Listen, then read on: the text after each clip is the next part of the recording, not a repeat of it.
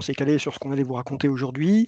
Donc je vous redis à nouveau bonjour et bienvenue à ce webcafé 1 bis organisé par l'association EDP, qui est une association qui a une grosse dizaine d'années maintenant pour la promotion d'une norme AFNOR pour les échanges de données.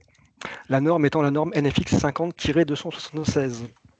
Alors pourquoi un bis? Parce que cette réunion-là a déjà eu lieu il y a 2 jours, et donc ce sera exactement le même sujet, à savoir comment on peut réaliser un dépôt de marque à partir d'un bouton dans une application de gestion de propriété industrielle.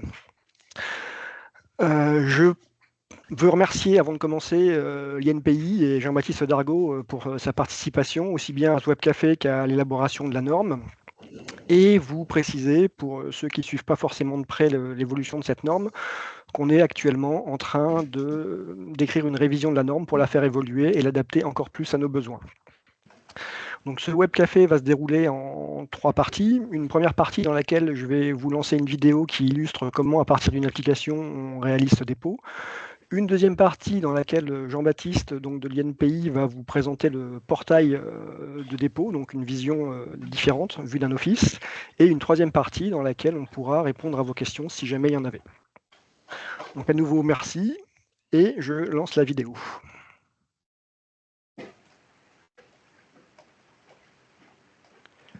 Alors, partager.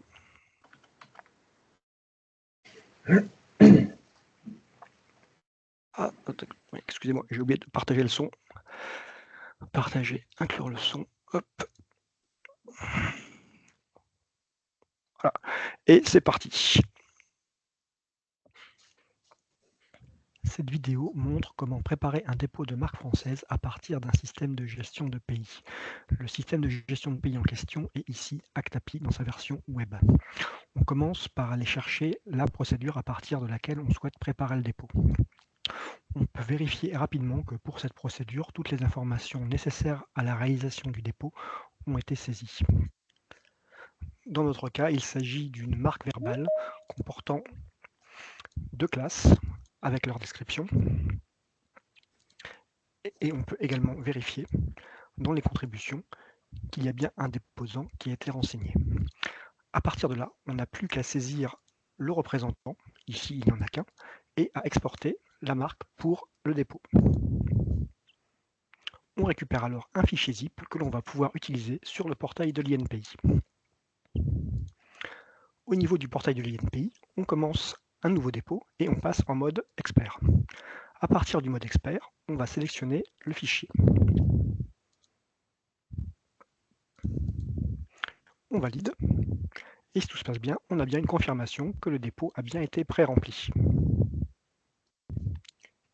Il n'y a alors plus qu'à dérouler le formulaire pour voir si toutes les informations ont bien été renseignées. On fait donc étape suivante, et on constate que toutes les informations sont renseignées et qu'il n'en manque aucune. On enregistre le déposant. Étape suivante, on constate que pour le mandataire, il en est de même. Étape suivante, ah, j'ai oublié de sélectionner qu'on ne voulait pas le courrier électronique, par exemple. Étape suivante, là on est sur le signataire, tout est renseigné également, et on arrive aux classes. Ici, on voit bien que la marque verbale a été présélectionnée et on peut alors modifier les classes qui ont été préenregistrées. On fait étape suivante. On peut passer en saisie libre pour constater qu'effectivement, toutes les classes qui étaient bien dans le logiciel de gestion de pays ont bien été importées. On peut alors faire étape suivante. Puis à nouveau, étape suivante.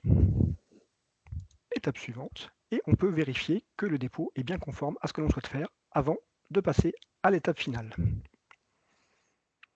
Merci d'avoir regardé cette vidéo. Voilà, donc ça c'est pour la vidéo courte qui montre un peu les principes de base, et je passe maintenant la parole à Jean-Baptiste pour qu'il vous présente la vision de l'office du portail de dépôt. Merci Thierry, je vais partager mon écran à mon tour. Alors c'est celui-là. Voilà. Donc côté INPI, nous on va s'attendre effectivement à ce que les utilisateurs puissent venir déposer leur marque via ce biais en utilisant, comme l'a montré Thierry, Je débute mon formulaire, je passe en mode expert et je fais mon dépôt de marque par fichier. Je sélectionne ici le zip ou le XML directement qui va contenir mon dépôt. À la différence de ce que vous a montré Thierry, le cas que je charge là contient un petit peu plus de données, notamment des documents de type la représentation de la marque, les pouvoirs, des choses comme ça. Par ailleurs, à la différence de ce qu'a pu vous montrer Thierry, moi j'ai une petite erreur ici dans mon fichier, donc n'oubliez pas la nationalité. Ça permet d'illustrer aussi au passage que tous les contrôles qui sont normalement joués dans l'interface lorsque vous saisissez une information se jouent également au chargement du fichier. Quand vous allez passer dans les différentes rubriques les unes après les autres, vous pourrez donc vérifier à chaque fois que chaque donnée obligatoire a été ou non renseignée. Alors là, ici, non, tout va bien. Voilà, je fais les étapes suivantes et je rentre parce que je n'avais pas d'autre erreur que la nationalité du déposant. C'est quelque chose qui a évolué il y a peu et mon fichier n'a pas évolué.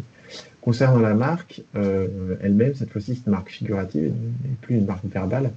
Et donc, on peut aller constater directement dans le récapitulatif que mon fichier, donc JPEG cette fois-ci, a été correctement importé. Donc, c'est le logo de l'association EDP. Les classes qui pouvaient se trouver dans mon fichier XML se retrouvent ici bien dans les produits et services. Et autre particularité de ce dépôt par rapport à celui qu'a présenté Thierry, il fait également appel à une priorité. Il revendique la priorité d'un dépôt précédent. Et pour cette priorité, je fournis la copie de la demande antérieure, le droit de revendiquer la priorité, leur traduction éventuellement. Et j'ai également un document de pouvoir pour un CPI, mais c'est quand même pour illustrer la possibilité de fournir en un seul coup non seulement les données du dépôt qu'on veut faire, mais également l'ensemble de nos documents. Sur la partie gauche de l'écran, ici, on peut voir le fameux fichier XML qui a été généré automatiquement, par exemple, par l'outil que vous a présenté Thierry. C'est un document, donc c'est du XML, c'est un fichier texte, du coup, que l'on peut éditer à la main si l'on a envie, ou on peut venir vérifier tout simplement les informations avant de faire le dépôt si on le veut, à partir du moment où on a la structure de la norme un petit peu en tête. C'est assez bien identifié, les balises sont explicites, on a les parties, on a les titres de propriété industrielle, tout est assez clairement identifié, donc on peut assez facilement corriger, par exemple, c'était pas 25 rue de Maubeuge, mais c'était le 45, je vais le faire ici, je recharge mon zip, l'adresse sera mise à jour sans aucun problème. Voilà un petit peu la présentation côté INPI. De notre côté, on a identifié quelques petites erreurs lors du chargement.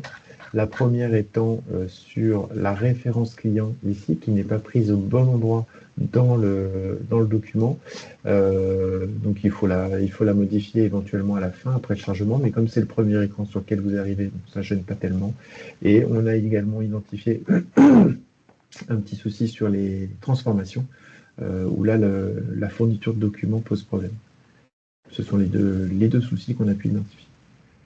Je quitte le partage et puis je pense qu'on va pouvoir vous ouvrir, sauf si toi Thierry tu veux rajouter quelque chose après cette présentation, sinon on vous ouvre la parole pour poser vos questions et obtenir un peu plus de détails pour les zones qui n'auront pas été claires.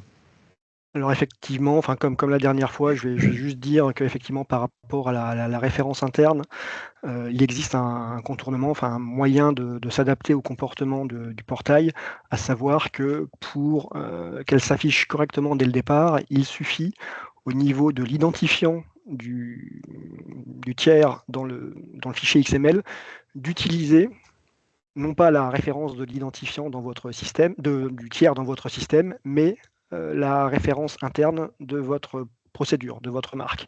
Et si vous utilisez cette valeur comme identifiant du tiers, alors ça se passera bien, vous aurez directement la référence qui s'affichera dans le portail marque. Et sinon, effectivement, on attend vos questions.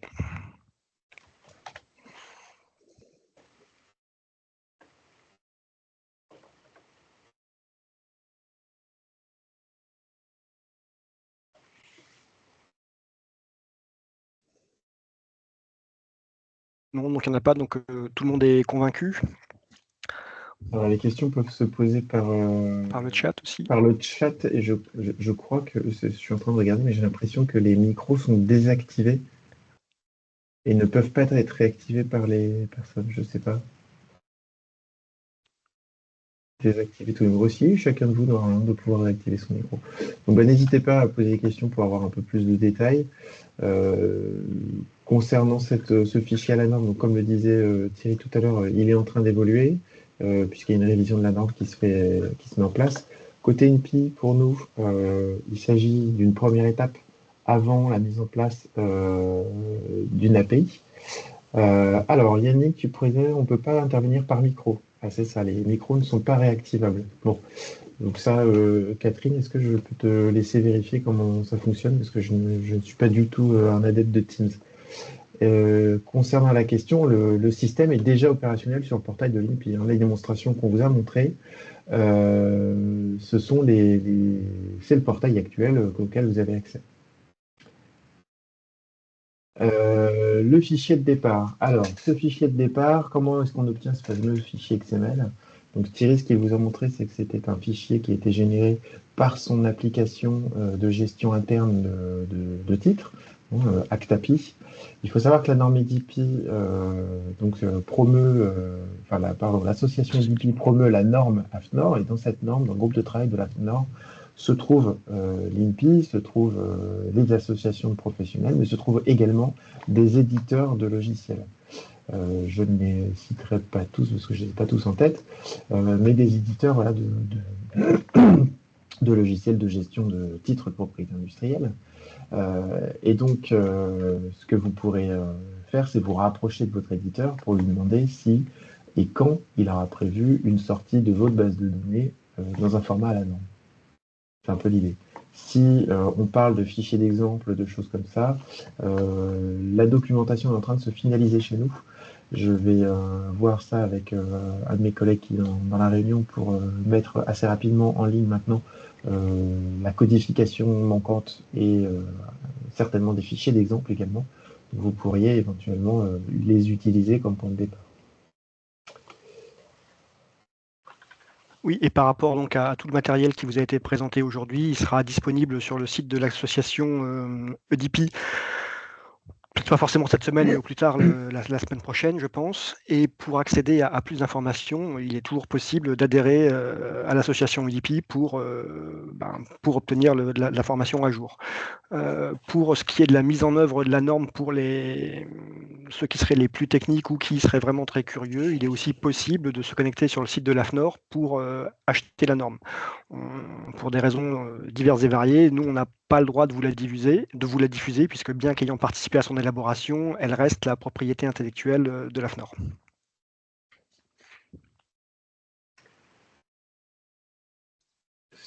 Sur les autres questions, donc oui, effectivement, ce fichier XML, normalement, il est censé être généré à chaque cas pour faire vos dépôts.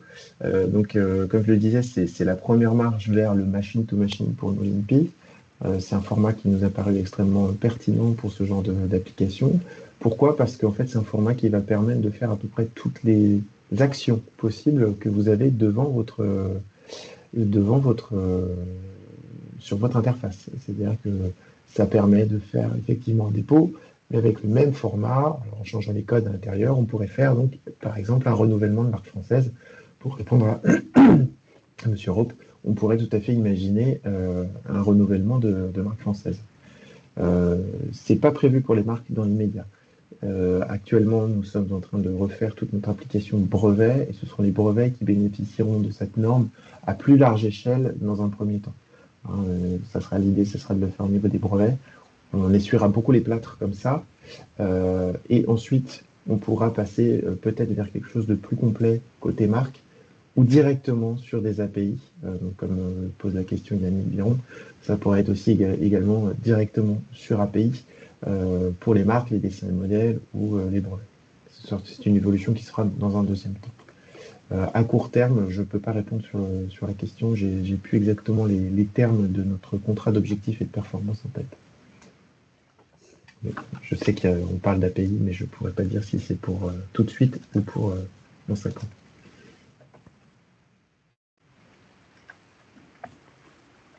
la bonne nouvelle et une bonne raison d'adopter dès maintenant ce format de dépôt, ce format de fichier d'échange, c'est qu'une fois que les API seront présentes, presque le plus gros du travail aura été fait, puisque l'API, probablement, quasiment certainement, je dirais, étant donné les contacts qu'on a avec l'INPI, entre autres, se feront à ce format.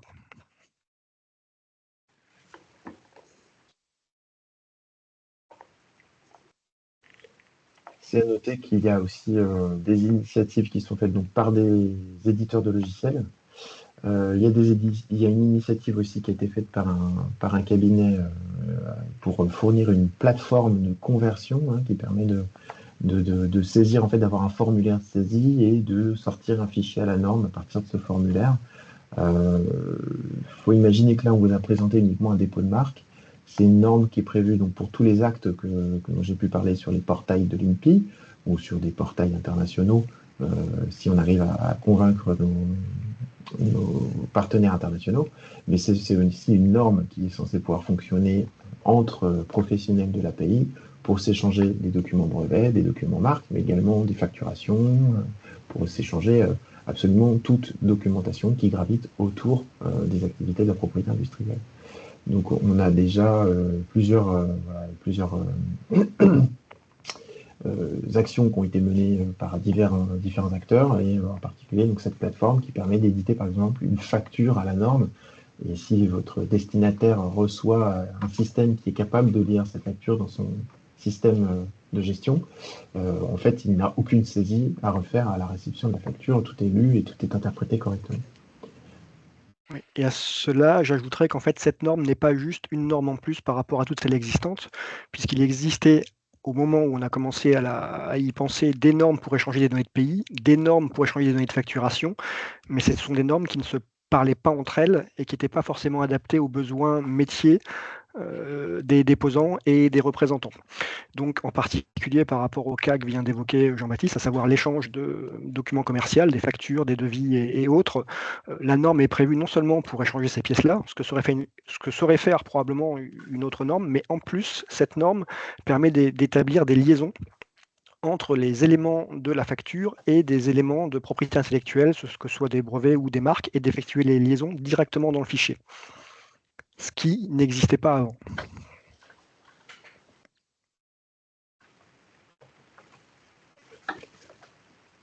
Donc voilà, on vous a soulevé la norme. Oui.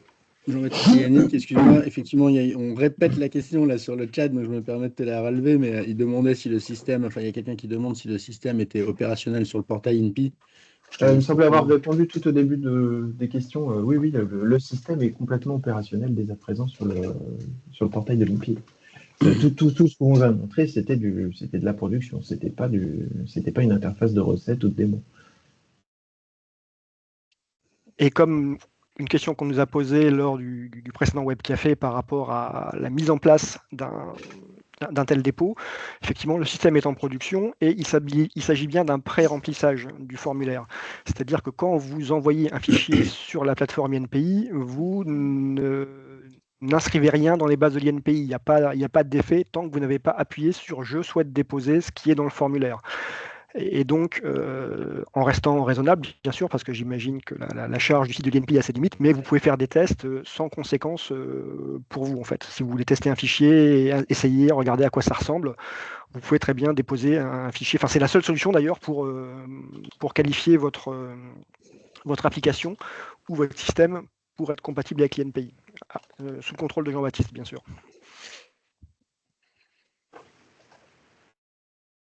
Alors, j'avais une question de Madame Binquet, je vous en prie. Bonjour, alors j'ai déjà juste pour vous signaler en fait que le chat est inactif maintenant, donc c'est peut-être aussi pour ça que vous avez trop de commentaires. C'est plutôt une très très bonne nouvelle pour tout le monde. Donc je comprends qu'il faut qu'on s'approche de nos éditeurs respectifs pour mettre en place cette extraction de données sous ce format XML. Obtenir. Est-ce que vous pourriez ou est-ce qu'il existera un petit mode d'emploi pour savoir comment charger ce fichier? Parce que alors pour moi, c'est un peu... Alors oui, on mettra effectivement un petit mode d'emploi sur comment le charger, ainsi que ça sera certainement dans le même document que celui qui indique comment est structuré le document et comment se trouver les informations. On est en train de créer tout ça. Ok, super. En tout cas, très bonne nouvelle pour nous. Merci.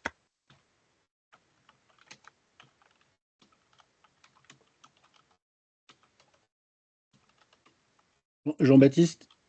J'ai vu ton message, mais j'arrive pas à trouver comment transmettre un fichier dans le chat. Ouais, je ne sais pas si c'est dans le chat ou pas dans le chat. Peut-être que Catherine a les participants, mais c'est vrai que je crois que celui de Thierry, on l'avait parce que c'était des travaux dans le cadre d'EDP et on y avait accès. Celui que tu as uploadé toi de ton côté, avec les pouvoirs, les choses comme ça, là, j'aurais bien voulu jeter un œil si possible pour voir, je pense pour s'adapter évidemment à votre ça approche. fera partie certainement des documents qui seront mis en ligne dans la documentation sur notre portail. Ça marche. Je mettrai quelques heures.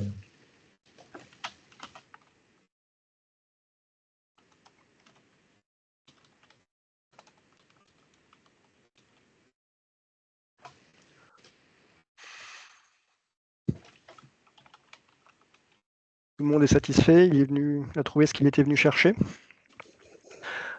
On va attendre encore un petit peu, mais si vous n'avez pas d'autres questions, ben on va se souhaiter une bonne journée. Je vous remercie d'avance d'être venu et d'avoir participé à ce webcafé. Et je vous dis à la prochaine fois pour un sujet qui n'est pas encore fixé, mais qui viendra certainement. Merci à tous les deux, Jean-Baptiste, Thierry. Merci beaucoup à tous. Très bonne journée. Merci, bonne journée. Au revoir. Au revoir. Au revoir.